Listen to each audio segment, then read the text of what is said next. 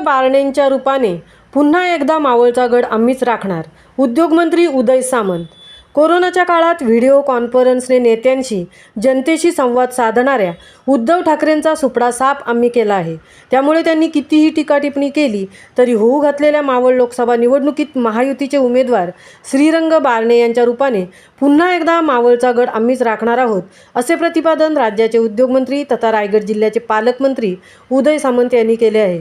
मावळ लोकसभा मतदारसंघातील भाजपा, शिवसेना, राष्ट्रवादी काँग्रेस महायुतीचे उमेदवार श्रीरंग आप्पा बारणे यांच्यात प्रचारार्थ JNPA बंदर वसाहतीमधील मल्टीपर्पज हॉल येथे रविवार दिनांक 7 रोजी महायुतीचे पदाधिकारी यांच्यात आढावा बैठकीचे आयोजन करण्यात आले होते. यावेळी राज्याचे उद्योगमंत्री तथा रायगड जिल्ह्याचे पालकमंत्री उदय सामंत यांनी उपस्थित पदाधिकारी यांना संबोधित करताना राज्याचे माजी मुख्यमंत्री तथा शिवसेना उद्धव बाळासाहेब ठाकरे गटाचे नेते उद्धव ठाकरे यांचे नाव न घेता टीका करताना ते बोलत होते. श्रीरंग आप्पा बारणे यांनी मावळ लोकसभा मतदारसंघाचा आदर्शवत खासदार म्हणून 2 वेळा नेतृत्व केले.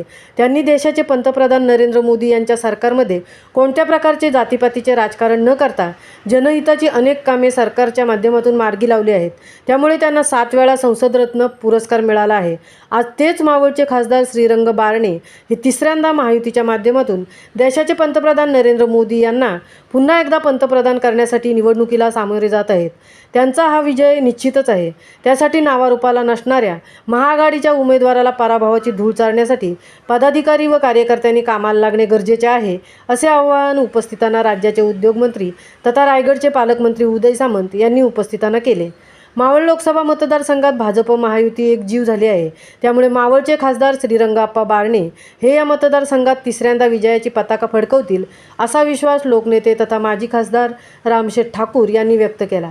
तसेच श्रीरंग बारणे यांची धनुष्यबाण ही निशाणी घराघरात पोचवण्यासाठी महायुतीच्या पदाधिकारी व कार्यकर्त्यांनी प्रचारात सक्रिय व्हावे, असे आवाहन लोकनेते रामशेठ ठाकूर यांनी उपस्थितांना केले.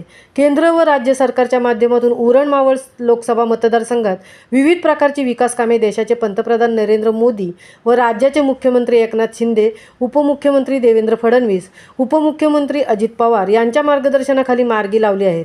त्यामुळे देशाचे पंतप्रधान नरेंद्र मोदी यांचे हात बळकट करण्यासाठी पदाधिकारी व कार्यकर्त्यांनी सक्रिय व्हावे.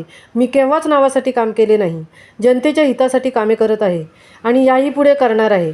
त्यामुळे मावळची जनता मला होऊ घातलेल्या लोकसभा निवडणुकीत भरघोस मताधिक्याने निवडून देणार असल्याचा विश्वास मावळ लोकसभा मतदारसंघातील महायुतीचे उमेदवार श्रीरंग आप्पा बारणे यांनी व्यक्त केला.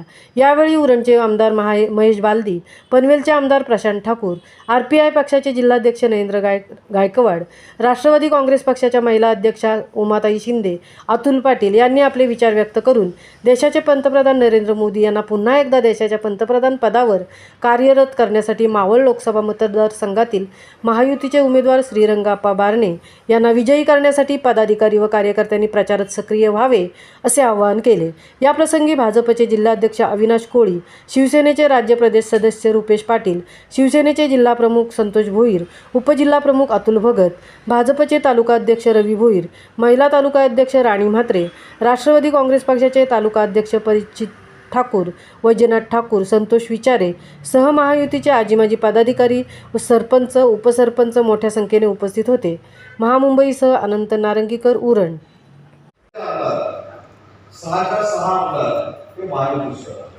त्याच्यामध्ये महेश जी आहे, प्रशांत जी आहे, अश्विनीताई जगताप आहे, अण्णासाहेब बनसोडे आहे, सुनील शेळके आहे आणि आमचे महेंद्र चौधरी आहे.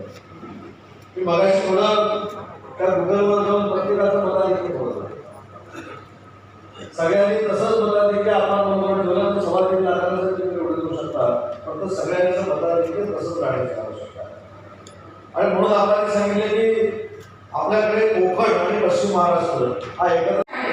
त्यामुळे जिल्ह्यातील प्रमुख या तिन्ही पक्षाच्या सर्व कार्यकर्त्यांना आजपासूनच कंबर कसून